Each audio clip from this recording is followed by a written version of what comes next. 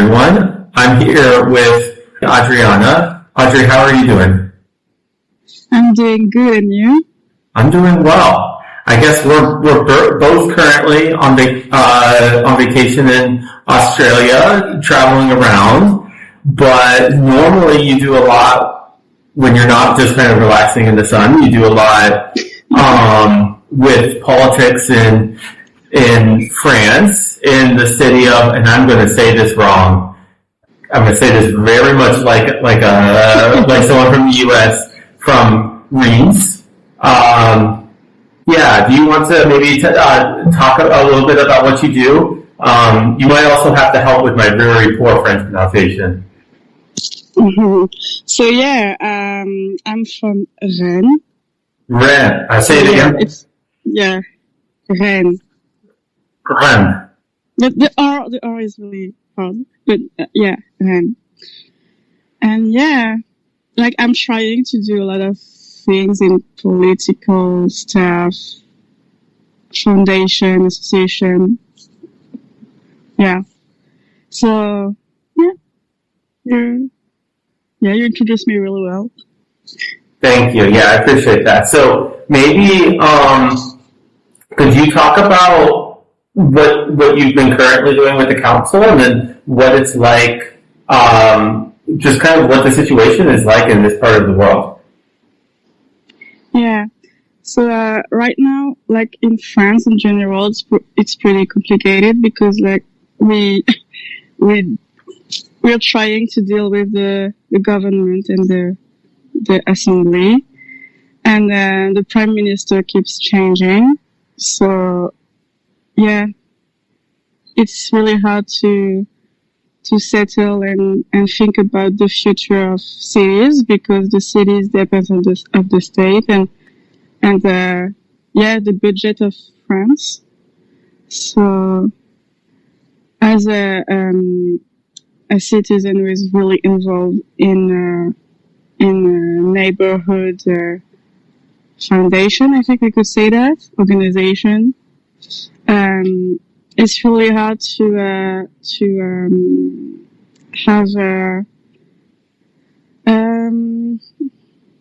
project that involve money, because we don't know if we're going to get money from the state. So it's really hard. I forgot about the question. No, I mean, it does sound hard. There is some also funding confusion in the U.S., let's just say, as things are shifting, but maybe in a bit of a very different way. Maybe can you give a bit of an overview for for a listener for what kind of work you do in terms of building communities and on the council here in Reenes? Yeah, so I'm doing two things at that time. I used to work for the city as a project manager, project coordinator, for an event that's called Cet été à Rennes, which means this summer in Rennes. And it's 500 events in the city, mainly in poor neighborhood. I don't know if it's the right thing to say, poor neighborhood, but kind of left out neighborhood, from the state or the city.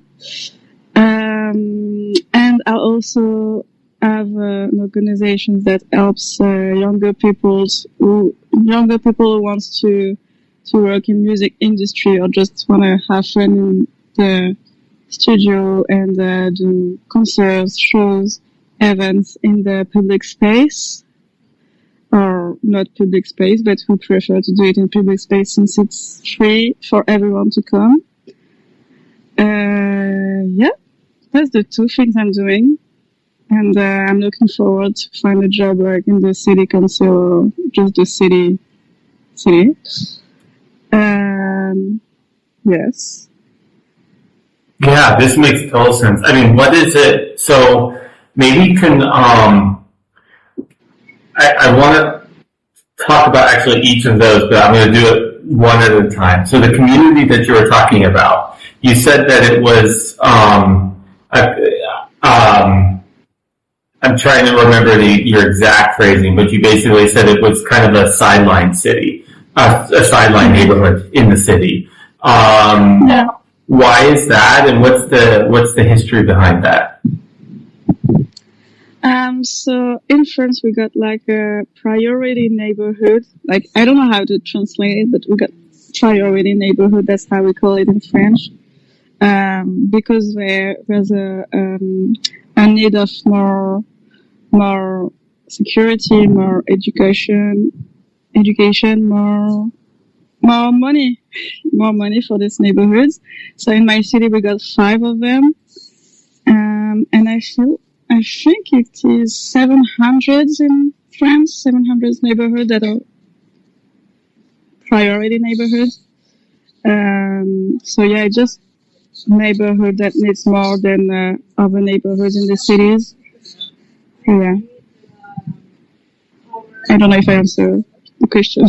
Yeah, no, this makes total sense. So it seems like it's not a priority in this priority system.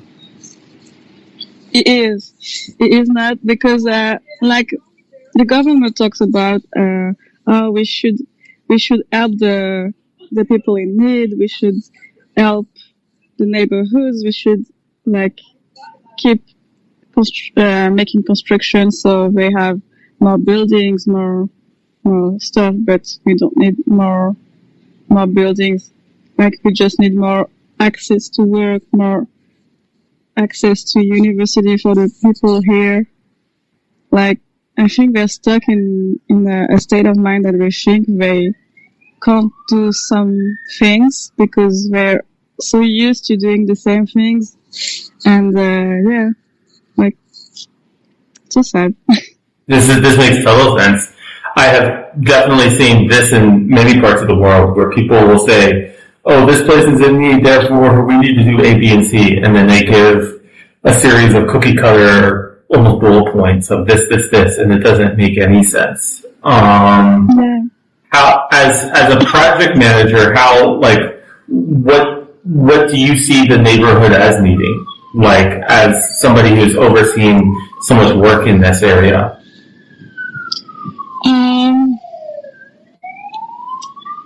I feel like we don't need to do that much construction, and urbanism's changing.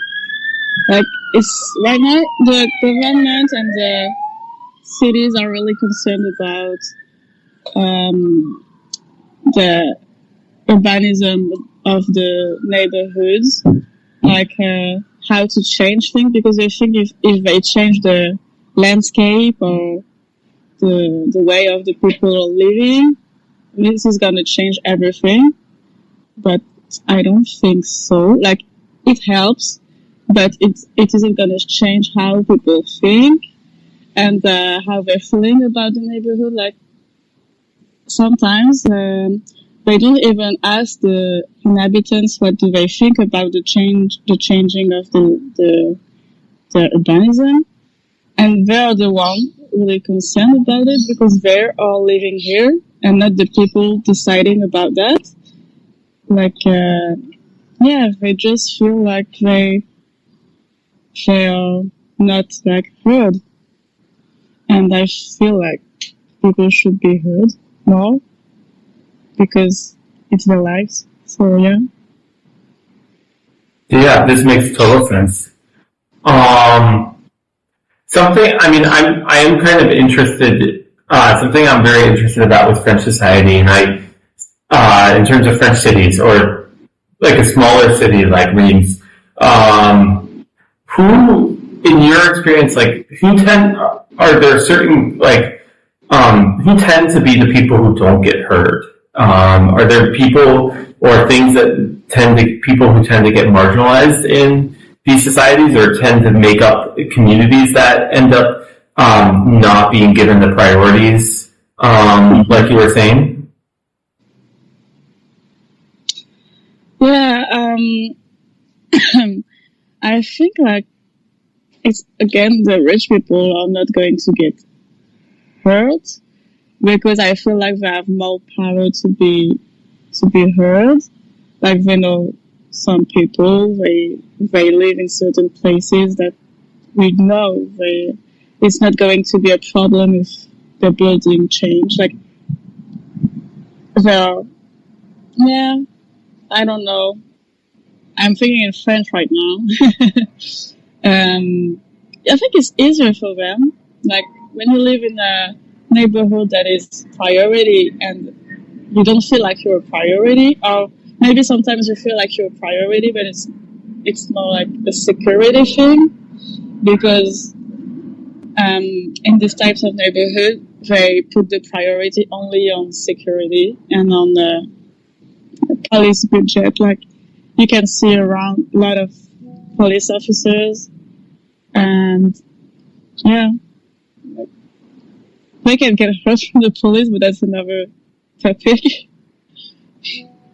Yeah, this makes total sense. I mean, I remember when I used to live in Chicago. So some of the neighborhoods I lived in Chicago, it was like the main presence that the city government had was the police. And there were others, like there were libraries and other things, but like it was like, oh, we need to ensure security. We need to decrease crime and this and that. And it felt very retributive. And it felt very like punishing to me personally in that area, but I think also to the people, to others who live there. Like, it was kind of apparent. This reminds me of what you're saying. Yeah, it's totally the same. Like, yeah. They make a big deal out of, like, in my city, it's mainly drug dealing. That is a problem. Yeah, it is a problem. I won't say it is not, but it is a problem. But they focus on that and they don't show all the good things that happen. Like, there is a lot of charity things that going on, a lot of foundation that don't have enough money from the state, but they still do a lot of activities for the children here. They keep the children busy so they don't go into drug dealing. They just do so much, and I think that they don't have enough credits about that. So yeah. Yeah, this makes total sense. And in these various things that they are doing, what role do you have as project manager overseeing all the different initiatives? So what I did when I was working in the city, it's like I was I was the link between every little foundation that did activities, because the city cannot do 500 activities for the people, 500 events by itself. Sorry. So yeah, we had like more than 100 foundation association. I don't know what is the right word, but yeah. Either's fine. I said either is fine in English. Okay. I keep saying both. So yeah, I was like, if a foundation wanted to do a sport activity for like 5 days and didn't have any foundation, like money, I would like say, oh, we can give you this much money, but you can also go to the sports, like in the city we have a I don't know how to say it, sports like manager or something, like a building for all the sports events in the city, but it is only managed by the city people. Okay. So I would say that to the... We might use a word like gym or stadium or something like this. Yeah, but it's not only the buildings, it's also like all the people that works for it, Okay. Yeah, like we got culture, sports, communication, like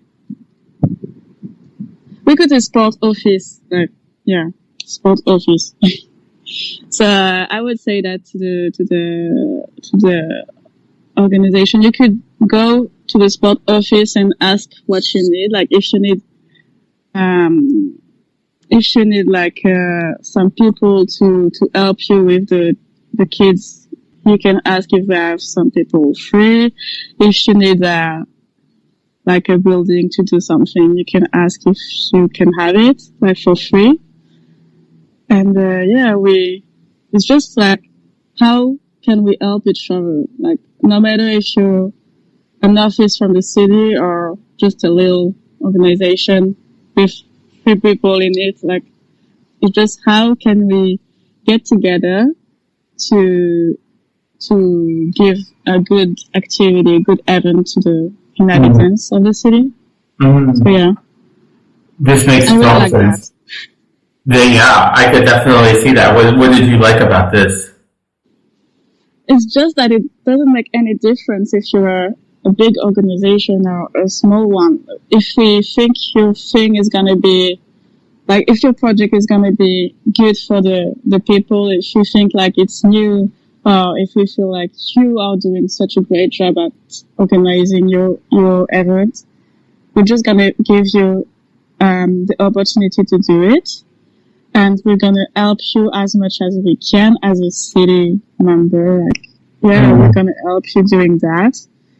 And, we just want, like, in the project of Summer in Rennes, it's just giving the people that don't go to holidays, some of a good time they can have here, and, make them like forget they don't go on holidays like other people.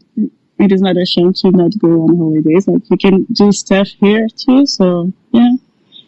So then when the kids go back to school, they don't say, "Oh, I did nothing." Like, yeah, I did that. We went there.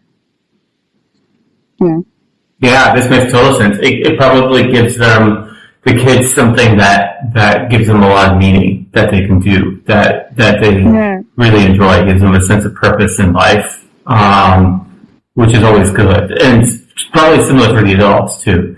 But yeah, I guess it seems like, from what you were saying before, and you might have to describe this a little more on the podcast, but like you're kind of debating between going and taking another route, maybe also and kind of doing some other things within the government. But maybe in that, I'm a bit curious, like, what have you learned in this current job? Maybe either about yourself or about like Reenes or French society overall. I did learn a lot. First about myself, I've learned that I can lead people that are older than me. Like, I was working with people that are my mom's age. So when it's your first big girl job and you want to you just want to make some, not friends, but like good colleague relationship. And you're here and you're having fun, but you don't want them to think like you're a child, because I'm 25 and I'm not that young. I did some jobs before, and this was really a good job that I really like to do, and that I really want to do it again if I have the opportunity. But yeah, I've learned that I can lead people older than me, and it's easy. Like, you just don't have to treat them like they're your friends, but also you have to keep it cool, because it's a job. You have to be cool about it. Like, you have to be chill. You cannot organize everything. Even I'm organizing and coordinating. You cannot think about everything. Like, if something happens, you will find a solution, and that's okay. Like, everything's gonna be okay at some point. But yeah, I've learned that, and I've also learned that we can't give everyone everything. Like, even if we try, like, because I was doing the budget thing, it was really hard for me to say, "Oh no, you cannot have that much money," because we don't have any more money. But I always say, oh, we can't give you that much money, but I'm gonna figure something out. Like maybe I could like find you a place or find you someone you can help for free, or we can manage something. Like I could try very hard, but it doesn't mean like they're gonna get it, because it doesn't rely. Everything is not relying on me. I have to ask other offices, other service, what do they think about it? Is it possible to do that kind of thing? So, yeah, even if I want to say yes to something, like, sometimes it's just not possible, or we don't have enough money, or, yeah. And also, my job was very hard because it was during the summer, and in France, a lot of people are on holidays during summer. So I just kept like asking, oh, who should I call for that thing? And everyone said, oh, this person is in holidays right now. She comes back at that day, but I was like, yeah, but I needed it for tomorrow or in 1 week. So yeah, the organization in cities is really hard when one thing depends on only one people. Mm-hmm. Like when the person is not here, you can't do anything about it. Just say to the other people, oh, she's not there, it's not there. Mm-hmm. Yeah. And that is really annoying because you want to help people, you want to do the things you're getting paid for, but it depends on another people. So yeah, so that's what I thought about working in a city. Yeah. I've also learned that a lot of people that are going to the free events, like we are willing to give free foods as much as we can. But sometimes when we give free food, like some people are not happy about that. They say, oh, that's not a lot. Oh, I only had like a plate. And that is really also annoying because you're trying your best. The real foundation that doesn't even have money give you free food and you're complaining about it, the amount of food you have. And yeah, that's really frustrating. Yeah. I could definitely see all of these. I mean, with the first things you said, I've had jobs where the primary aspect of my job was to say no, a lot. And you learn how to say no well, which like you said, it's usually not just like no. It's like, no, but maybe we can do this instead. No, maybe we can do this instead. Because in those jobs I had very limited resources and I couldn't say yes to everything, unfortunately. You have to prioritize when you have limited resources, whether it's money or something else. Yeah. I could also see, I think each of the other things you're saying makes total sense. I guess, it's unfortunate. I bet some people would just get more disappointed even though it's free.